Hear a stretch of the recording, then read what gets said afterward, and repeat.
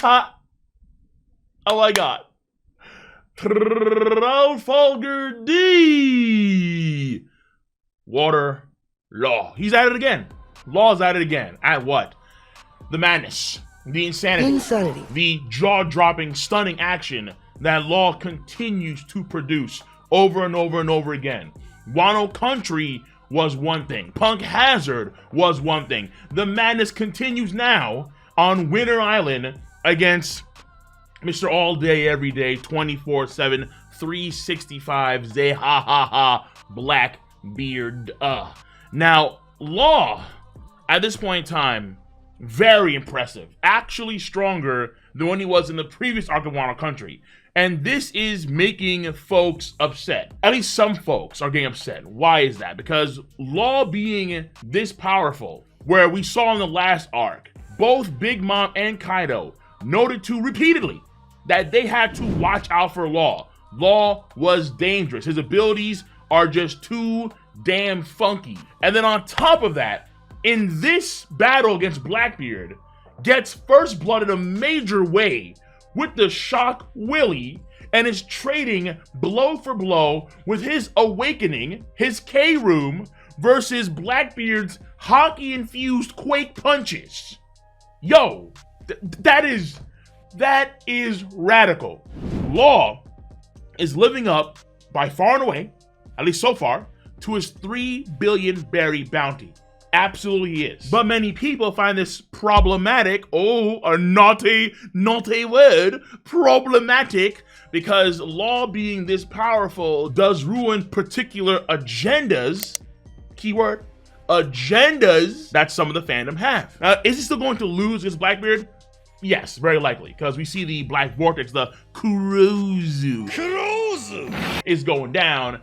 Therefore, okay, here comes Blackbeard's real shutdown ability. And even though Law has strong enough hockey to undo the effects of the feminization disease, most likely nowhere near strong enough to actually shut down the Black Vortex. It is what it is. However, I'm not going to deny it. Law has been extremely impressive, and Law is on pace to be, at the end of the series, one of the strongest guys in One Piece history. That's correct, Mundo. And I know this makes folks mad. What? You mad? It is what it is. This is, boom. Hello.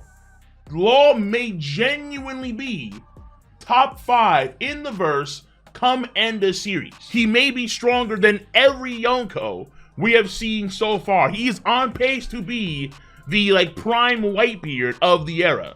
So Luffy, Goldie, Roger, let's say Kid is the Golden Lion Shiki, and then Law's gonna be prime Whitebeard, some of that sort.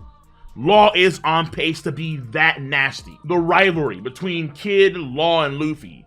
Luffy clearly has the advantage, has that leg up.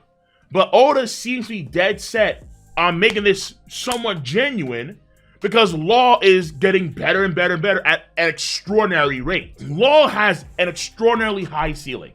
I won't say be as powerful as Luffy, because I think Luffy's gonna be just insane come end of story without a doubt. But Law is just, you have to respect it, unless you have certain agendas. So, for example, whatever the reason would be, people don't like Law in a general sense, and as a result, they tend to downplay Law. And they downplay Law, of course, by diminishing his achievements. So, for example, because Law is fighting against Blackbeard, a Yonko caliber dude, it's very similar to Yamato against Kaido. So, Law is only comparable to Yamato, essentially speaking. What? That's just Dwayne "The Rock" Johnson. What? Come on. Hey, Jafar, add the boom. You've got to be kidding me. Ain't no way in hell. This dude, Law, is not only trading evenly with Blackbeard at this point in time with those abilities, the quick abilities that are hockey infused, but also he got first blood major damage on Blackbeard. But Yamato did damn near nothing on Kaido when she was fighting against Kaido. Kaido literally took a full bore Thunder Bagua, which is arguably Yamato's strongest attack, in hybrid form, and all he had was a blood drip down his face. That was it. Every attack that she did to him, Kaido brushed it off like it was nothing. To the point where Kaido just clubbing her down, telling her that you're an Oni and you shouldn't befriend humans. And mind you, this is a Kaido on the heels of how many hours of fighting prior to fighting against Yamato. How to deal with the Scabbards. How to deal with Luffy, Kid, and Law, and Zoro, and Killer on Roof Piece. How to deal with Luffy solo. Blackbeard was fresh. Blackbeard was fresh! Like, he came in there literally with the belly full of cherry pie. Yamato is impressive, don't get me wrong. She's very impressive.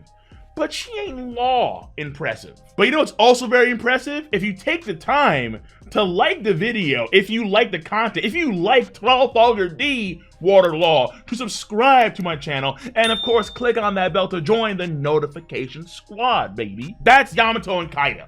Whereas Blackbeard is bleeding out of 12 different orifices from one Shock Willy, and we know that's not even Law's strongest attack. Did you forget the Puncture Willy? Did you forget the greatest sword feat to exist in the history of One Piece by far and away?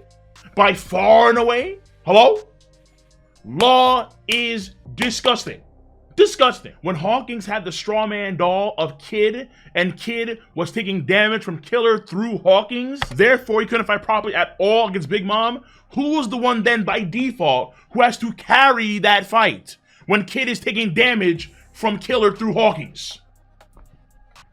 Trafalgar D Water Law. The name doesn't just demand, it commands respect. And of course, the second agenda, or I guess you can argue other agendas, let's say outside of just trying to be, Law downplayers, would be the Zoro agenda, where some folks want Zoro to be like the strongest guy in One Piece history, which he's not going to be ever. I mean, it is what it is.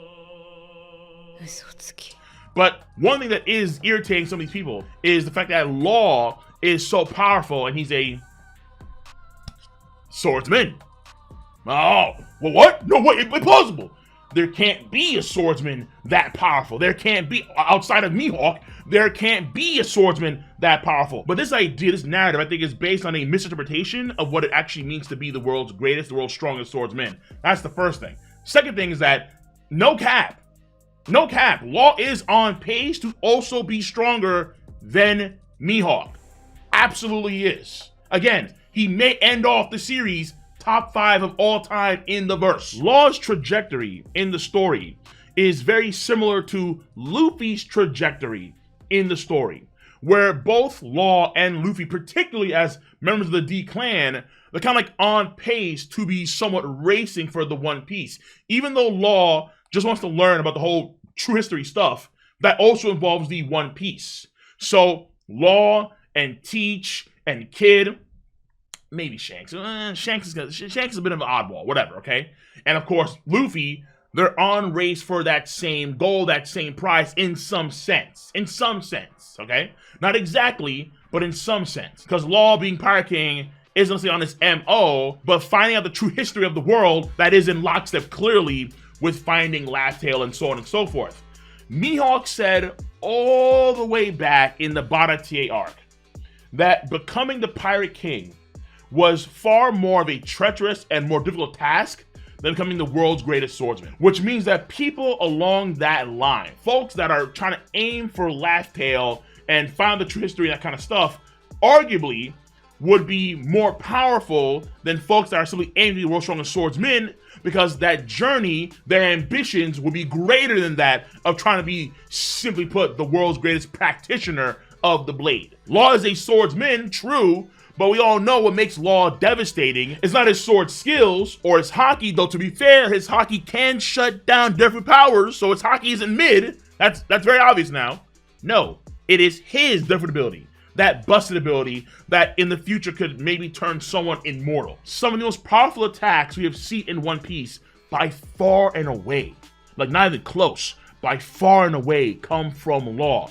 And that's on top of already scarier things, like being able to literally puncture out people's personalities and flip them around, or being able to cut someone and operate on a cellular level and remove the poisons from the kids' bodies. The foundational skills of the ability itself are truly terrifying. We all know that. And then in the last arc in Wano Country, could drill a hole with the Puncture Willy, an internal bypassing durability mega shockwave move, and that hole that he made matched the same hole that Luffy did when he went Bajrang Gun. I mean, it's like, dude, Law's feats are so impressive.